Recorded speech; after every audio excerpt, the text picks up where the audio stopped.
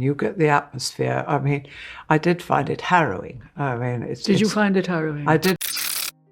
Not an extortion plot from the underworld, but a chilling crime unfolding right beneath the prestigious red carpets. Queen Camilla has just been exposed as the mastermind behind a cruel, agonizing campaign targeting the 8-year-old Princess Charlotte. Instead of using a whip, she secretly threw the child into a medieval dungeon deep underground, locked the door, and used darkness and extreme isolation to break the spirit of the young heir. This horrifying secret only came to light when Guard Sergeant Daniel risked his life to cross every security line. A muddy hairpin left in a black Jaguar, a hidden dungeon map, and a secretly extracted CCTV clip exposed the Queen's vicious intentions. Confronted with the brutal evidence, Prince William erupted in fury. Without any negotiation, William immediately cast a death net in the dead of night to catch the enemy red-handed and crush her on the spot. With the aristocratic facade torn away, the monarchy faces the greatest earthquake in its history. Will a father's violent wrath incinerate that noble crown? What disastrous price will Camilla have to pay when she falls into the trap set by William himself? And what will happen to the villain when dragged into the light with no way out? The annex of the palace was submerged in a suffocating silence. Thick darkness swallowed the endlessly long corridors. Guard Sergeant Daniel stood motionless behind a massive marble pillar, his breathing controlled to a bare minimum. The sharp, cold eyes of an elite soldier who once served in the Special Forces were glued to the sleek black Jaguar that had just slithered into the internal parking lot. Tonight's official schedule was completely empty. No member of the royal family was allowed to move at this hour without passing through his security checkpoint. Yet, the Jaguar's door creaked open. Queen Camilla's two most trusted bodyguards, Graves and Thorne, stepped out. Their faces were tense, their eyes darting around on high alert, before they hurriedly strode toward the passage reserved for senior staff. His professional intuition told Daniel that a filthy secret was being hidden beneath this noble guise. Waiting for the two guards to completely disappear around the corner, Daniel slid smoothly past the rows of expensive cars, closing in on the Jaguar. He pulled out a specialized microscopic flashlight, shining a beam of light as thin as a blade through the pitch-black tinted windows. Daniel's heart skipped a beat. On the velvety black leather of the back seat, a tiny object lay alone, chillingly out of place. A pink, butterfly hairpin. The hairpin that Princess Charlotte never parted with. The presence of an 8-year-old child's belonging in the Queen's private car at 3 in the morning was a red alert. Worse still, under the razor-sharp flashlight, Daniel noticed the hairpin was no longer intact. It was covered in black mud and strange streaks of gray powder. Daniel immediately retracted his flashlight, moving as swiftly as a ghost back to the east corridor, which led directly to the heir's bedroom suites. Just as he rounded the corner, his footsteps halted. Princess Charlotte was trudging heavily back to her room. No nanny, no accompanying guards. A large chunk of her expensive white lace nightgown was torn at the hem, smeared with mud and gray cobwebs. The child walked barefoot on the freezing stone floor. But what made Daniel's blood boil was the little girl's face. Charlotte's eyes were wide open, hollow, holding an extreme, throat-constricting panic. She wasn't crying. It seemed she had been stripped of even the right to shed tears. Daniel took a step forward, reaching out to support the trembling child. Catching his gaze, Charlotte flinched, shrinking back like a wounded little animal. She raised an index finger to her lips, her shattered eyes begging for absolute silence. Her scrawny body backed away a few steps before darting into her room and locking the door. Daniel stood frozen in the corridor. He looked down at his hand. On the fingertip that had just brushed against Charlotte's shoulder was a layer of cold ash. Bringing it to his nose to inspect, Daniel frowned. This distinct gray ash could not be found in any modern fireplace within the royal living quarters. It existed in only one place, the abandoned annex containing 16th century stone fireplaces deep in the underground basement. A place with no light, no heating system, and entirely isolated from the outside world. The crime was beginning to surface. Indignation flared up, burning Daniel's mind, but a soldier's rationality pulled him back to reality. Reporting this incident through the chain of command meant digging his own grave.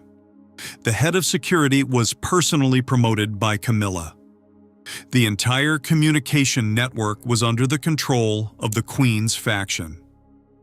If he breathed a word, they would extinguish all evidence before sunrise, and he would disappear without a trace. There was no other choice. Daniel had to unearth the truth himself, transforming into a hunting ghost right within the territory he was tasked to protect. 3:15 a.m., the parking lot was shrouded in artificial darkness. Daniel retrieved a personal signal jammer hidden in his shoe heel and activated it. The narrow-angle camera cluster pointing at the Jaguar immediately froze its footage. With a sophisticated lock-picking kit, he popped the car door's latch in a mere 5 seconds. The space inside the car was thick with the scent of cheap rose perfume, mixed with the stench of rotting mold. Daniel ripped back the floor mat in the back seat. A corner of white paper protruded from the gap between the seat and the floor. He carefully used metal tweezers to pull it up. It was a crude hand-drawn map, clearly outlining the ventilation shafts and blind corridors leading down to the restricted underground areas. Sandwiched inside the map was a yellow, sticky note. The handwriting was sharp, pressed so hard it left grooves on the paper. Crying means another hour in the dark. Hiding means 2 more hours. Open your mouth to your father, and you will never see the light again. Daniel clenched his jaw, stuffing the evidence into a waterproof zip bag. The enemy wasn't just threatening. She was systematically, psychologically torturing a child. To lock down this crime, he needed ironclad proof. A scrap of paper wasn't enough to overthrow a queen. 4:15 a.m. The central security server room was unmanned. Daniel slipped through the ceiling ventilation system, landing on the floor without causing a single vibration. He plugged his portable hard drive directly into the core wall system, his 10 fingers flying frantically across the keyboard, breaking the internal encryption layer in under 2 minutes. He scoured the east corridor cameras. The screen flickered, revealing a black-and-white video clip. The frame clearly captured the Jaguar pulling up at 2 a.m. Camilla stepped out, her cold, venomous gaze sweeping past the lens. She reached into the car, grabbed Charlotte's tiny wrist tightly, and ruthlessly dragged the child outside. Charlotte dug her heels into the ground, but couldn't resist the pull of a grown woman. The 2 henchmen, Graves and Thorne, brought up the rear, using their massive bodies to block the view from all directions. They disappeared into the passageway leading down to the dungeon. The clip was exactly 45 seconds long. 45 seconds was enough to end a dynasty. The next morning, brilliant sunlight streamed through the massive stained glass windows of the reception hall. Camilla appeared resplendent in an expensive silk dress, wearing her familiar multi-strand pearl necklace, smiling benevolently and waving at the media lenses outside the gates. She was playing the role of an exemplary queen, a gentle grandmother. From his post, guarding the door, Daniel stood at attention, hand tightly gripping the butt of his gun, coldly observing the filthy charade. The wicked were still sleeping soundly, believing the palace's darkness had completely swallowed their sins. They didn't know the arrow had already been knocked on the bowstring. 7:15 a.m. Prince William's schedule began with a covert departure from the side gate. Just as the armored Range Rover rolled past a blind corner, a figure abruptly stepped right into the middle of the road. Daniel stood tall, his hand resting lightly on his holster, his eyes resolutely unyielding, blocking the vehicle's path. The driver slammed on the brakes. The window rolled down, William's face revealing tension and anger at the guard's undisciplined action. Without letting the future king utter a word of reprimand, Daniel stepped forward and tossed the zip bag containing the muddy hairpin, the hand-drawn map, the threatening note, and a USB drive with the extracted footage straight onto the passenger seat. William's eyes skimmed the note. The temperature inside the car suddenly dropped below zero. No screaming, no loud outburst or flailing of arms. The depths of William's eyes shifted to the thick pitch black of a predator preparing to hunt. His knuckles gripped the edge of the car door so tightly they turned white, revealing blue veins ready to snap. William's silence in this moment was more terrifying than any rage. He looked up at Daniel and gave a single, slight nod. The blood pact was sealed. That noon, during Charlotte's brief lunch break, William entered his daughter's room. He hugged the child who was trying to hide her exhaustion, stroking her tangled hair.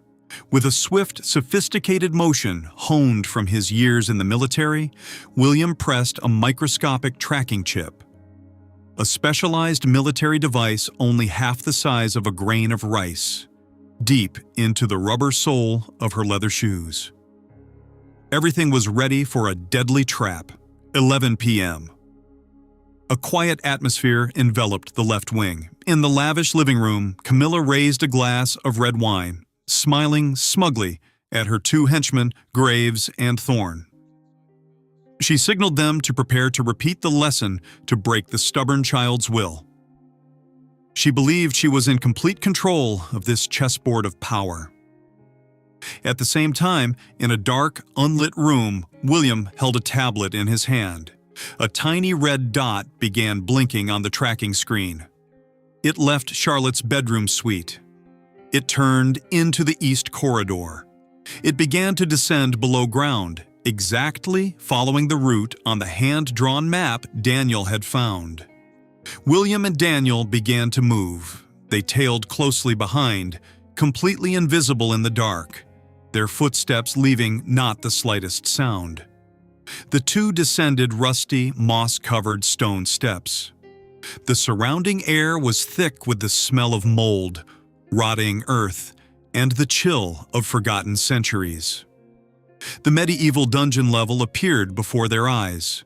The red dot on the screen stopped at the final room of the underground corridor, a space with absolutely no light source, no fireplace, only seeping stone walls, and the suffocation of a prison. William stepped forward, with a kick driven by all his strength, muscle, and a father's pent-up fury. The rotting oak door was blown off its hinges.